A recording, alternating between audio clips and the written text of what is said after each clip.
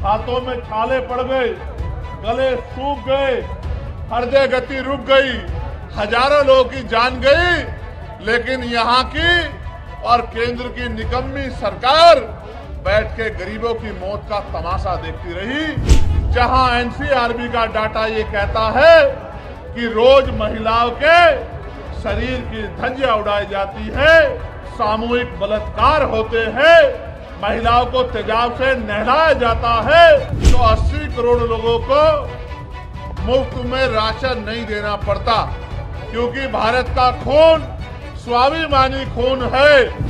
यहाँ के नेतागण 5 ट्रिलियन बनाने की बात करते हैं। अगर हम चाइना की इकोनॉमी से उसकी तुलना करें तो हम 1/4 पर भी नहीं पहुंच पाए हैं। और मुझे कहने में कोई परहेज नहीं है कि इनमें भी दलित, आदिवासी और पिछड़े वर्ग के लोगों के हाल बहुत बुरे हैं। आज आपका जुटा ये जनसमूह इस बात की गवाही दे रहा है कि आने वाला कल कमजोरों का, गरीबों का, दलितों का, पिछड़ों का, आदिवासियों का, मुसलमानों का, अन्य धार्मिक अल्पसंख्यकों का और हर जातियों के गरीब लोगों का है।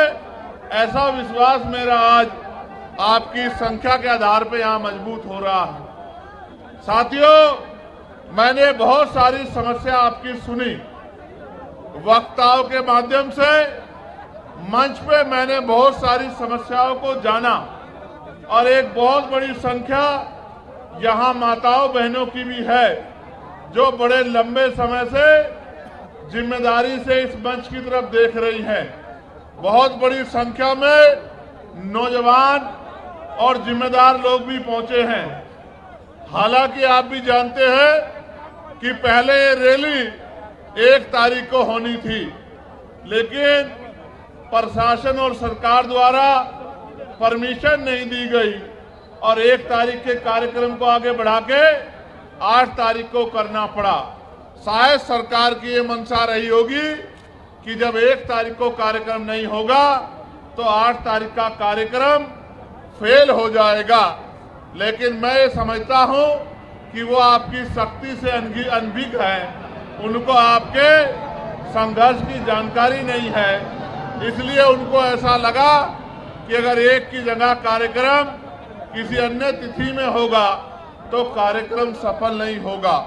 मैं मुख्यमंत्री जी को ये कहना चाहता हूं कि ये तो मात्र टेलर है, पिक्चर तो आने वाले समय में हम लोग आपको दिखाएंगे।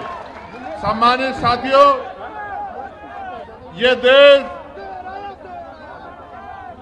देश 15 अगस्त 1947 को आजाद हुआ है। 14 अगस्त 1947 को हम लोग इस देश में ब्रिटिश हुकूमत के अधीन थे। ब्रिटिश हुकूमत के अधीन होने के कारण इस देश में बहुत सारे हक अधिकार हक वंचित समाज के लोगों को नहीं थे। यहाँ तक कि इस देश में सदियों से चली आ रही कुप्रथाएं भी थी, जिनमें विधवा विवाह न होना, बाल विवाह होना, महिलाओं को सती प्रथा जैसी कुरीतियों का सामना करना और भी ऐसी बहुत सारी कुरीतियां और प्रतिबंध लगा के हक वंचित समाज के लोगों को गरीबी, बेबसी, लाचारी और जुल्म जाति का जीवन जीने के लिए मजबूर किया गया था।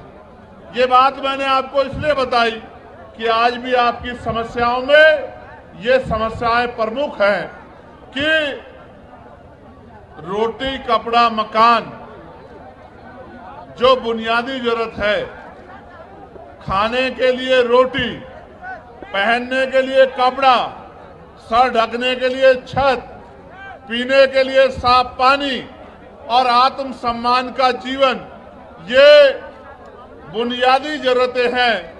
75 साल की आजादी के बाद भी आज तक सरकारें अंतिम व्यक्ति को रोटी, कपड़ा, मकान अच्छे कपड़े और पीने के लिए पानी की व्यवस्था कराने में कामयाब नहीं हो पाई। ये इस लोकतंत्र का सबसे बड़ा फेलियर है। जो काम आजादी के 10 सालों के अंदर हो जाना चाहिए था, वो काम आजादी के 75 सालों के बाद भी नहीं हुआ है। इसका उदाहरण ये है कि देश के प्रधानमंत्री कहते हैं कि हम 80 करोड़ लोगों को मुफ्त में राशन देते हैं। अगर इस देश में लोगों की जेब में पैसा होता, वो गरीबी के जीवन से निकल पाते, तो 80 करोड़ लोगों को मुफ्त में राशन नहीं देना पड़ता। क्योंकि भारत का खून स्वाभिमानी खून है। ये हाथ फैलाने में नहीं, मजबूती से संघर्ष करने में भरोसा रखता है। लेकिन इनको मजबूर किया गया है हाथ फैलाने के लिए, सिस्टम बना के किया गया है। मैं इसलिए आपसे कह रहा हूं और मैं तर्क के साथ आपको कहना चाहता हूं, मीडिया भी इस बात को दिखाएगा कि भारत के साथ साथ कई ऐसे अन्य कंट्रियां भी हैं, कई ऐसे देश भी हैं जो भारत के समकालिक या भारत के बाद आजाद हुए।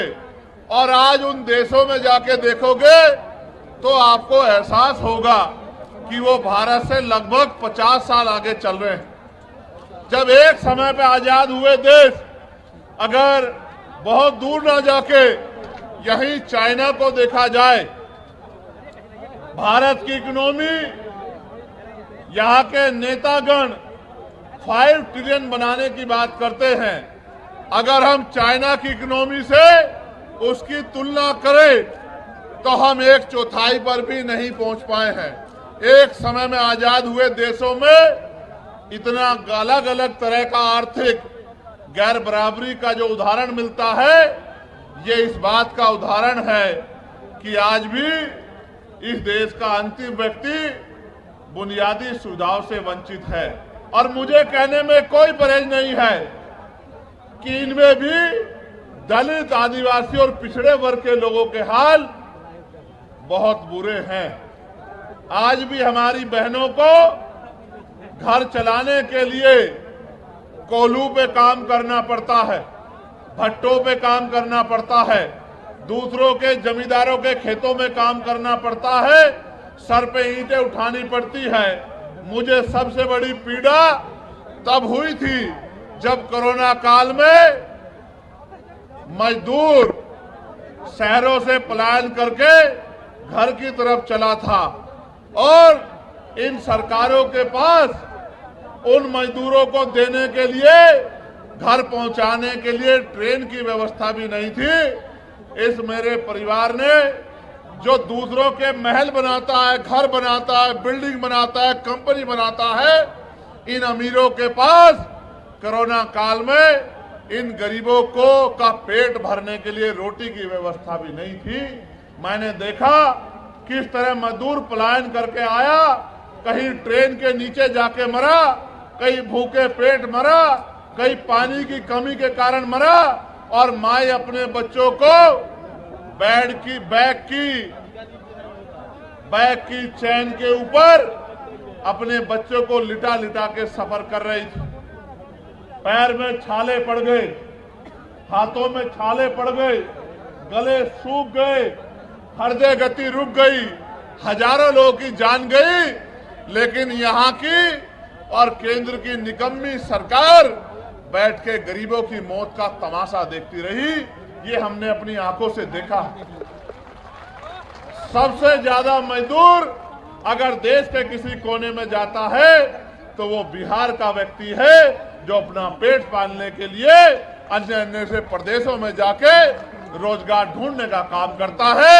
ये इन 15-15 साल चली निकम्मी सरकारों की देन है, जिन सरकारों की वजह से आज भी यहाँ का पढ़ा लिखा नौजवान रोजगार नहीं पा पाता है और माताओं बहनों को भी घर को चलाने के लिए मजदूरी करना पड़ता है। गरिमाई जीवन देने का काम भी सरकार नहीं कर पाई है।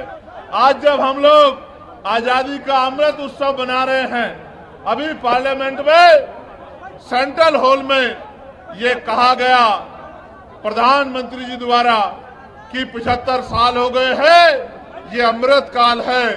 ये कैसा अमृत काल है जहां एनसीआरबी का डाटा ये कहता है कि रोज महिलाओं के शरीर की धज्जियां उड़ाई जाती है, सामूहिक बलात्कार होते हैं, महिलाओं को तेजाब से नहलाया जाता है।